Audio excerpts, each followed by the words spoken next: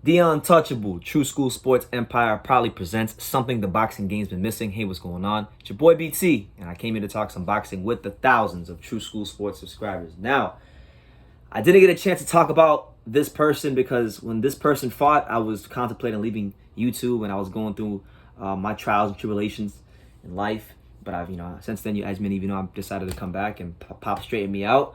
But Seniesa Estrada, I didn't get a chance to talk about Seniesa Estrada. You guys know I love Seniesa Estrada. You guys know I got a lot of respect for Seniesa Estrada. You guys know that if she play her cards right, she might be Mrs.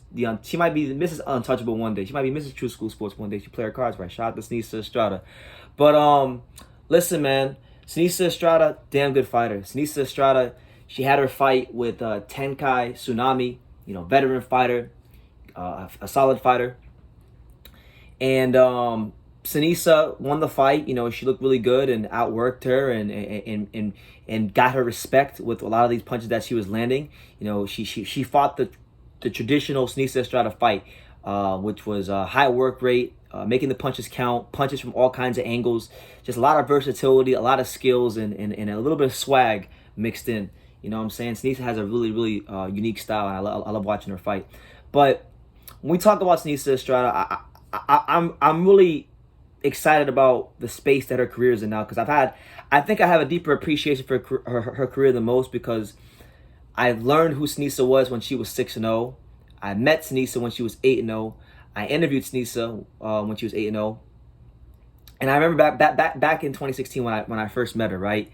Not many people knew who Seniesa was. She was an unsigned prospect she was an unsigned prospect trying to make some waves in boxing. Just fighting on the Cholatito Cuadras undercard. And, it's been a long, arduous journey for Seniesa Estrada. And it's great to see where she's at now, because now she's reached that unique space in her career where now she is a two-division world champion. And now people know who she is. She's built up value in her name. She's bringing true value to any card she fights on, as far as the tickets she'll sell, especially if you fight like California, And even if she fights in Texas, because when I was in Texas, I remember a lot of people came from California to come watch her fight, and I was very pleasantly surprised to see how many people travel to see her fight. So she has a good fan base. She's one of the only good, not just female boxers who got a good fan base, but boxers in general that has a good fan base. So from this point forward, every fight that Seniesa Estrada has to be a world title fight, and it has to be promoted heavily on big cards, and in some cases even main eventing cards, because she's a damn good fighter with star qualities.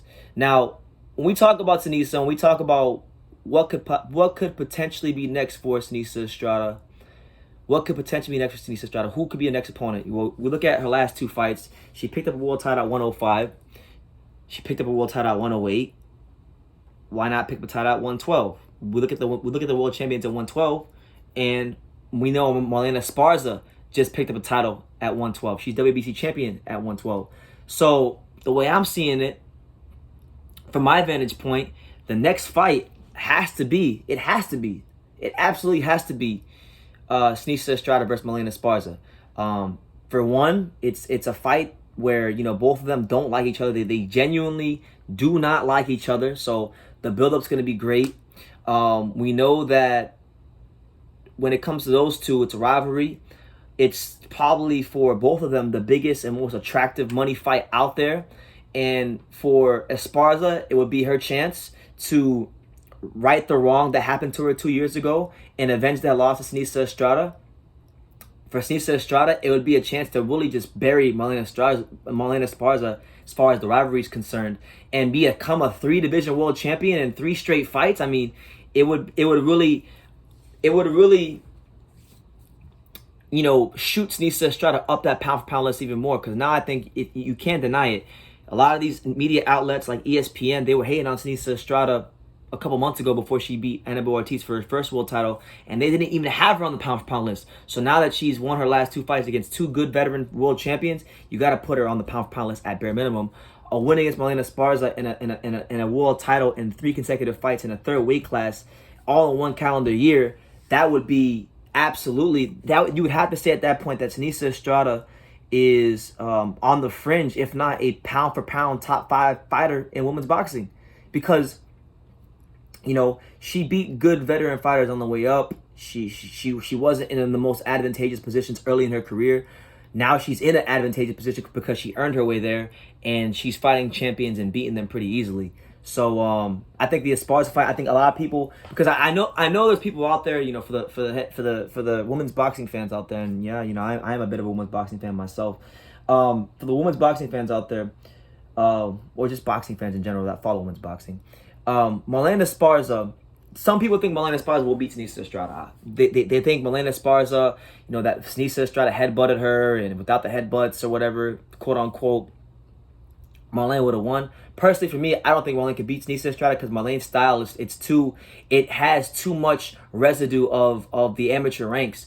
It's too much of an amateur style. Seniesa Estrada, she's throwing them grown woman punches. She's coming to put your lights out and knock your head off. And I just don't think Marlen Esparza has enough dog to withstand Seniesa Estrada for 10 rounds or 12 rounds or however many rounds it is, So irrespective of how I feel about how the fight, how it would play out, I want to see the fight happen. I think it's the biggest money fight for both of them. With Marlen being a world champion, it makes all the sense in the world. So make it happen, man. Make it happen. I want to see Seniesa Estrada versus Marlen Esparza. The rematch happen next. And if not that fight, I would like to see Seniesa Estrada against Jessica Bopp, because Seniesa's been very vocal on social media about fighting Jessica Bopp. Jessica Bopp's a hell of a fighter from Argentina, one of the best women's fighters out there, and I think that'd be kind of like, if Seniesa can win the fight, that'd be like a passing of the torch fight. But even that fight's not a guinea that she could win. That would be a tough fight too. So yeah, Jessica Bopp, Marlen Esparza, Estuco Tata. Any one of them three fighters, I'm cool with, and I know she still wants that Yesenia Gomez fight as well. So that's my video. That's my video on Seniesa Estrada. Quickly becoming one of the premier stars of women's boxing. I always knew this time was gonna come. I was talking about it years ago, but I'm happy that it's here. I'm happy to see her be successful in her life and in her career, and much more success to her. Hopefully, within the next calendar year, we can get out to LA. And we can get that Shakey's pizza that she promised me. But either way, it's just good to see her be successful and see how her career is progressing. And yeah, with that being said, you guys let me know who do you guys want to see Seniesa Estrada fight next. I want to hear from you guys in the comments section down below. Take the time to subscribe. And like I say in every single one of these videos, you can love me or you can hate me. But I'm just a kid from Daniel. So until next time, take care, guys.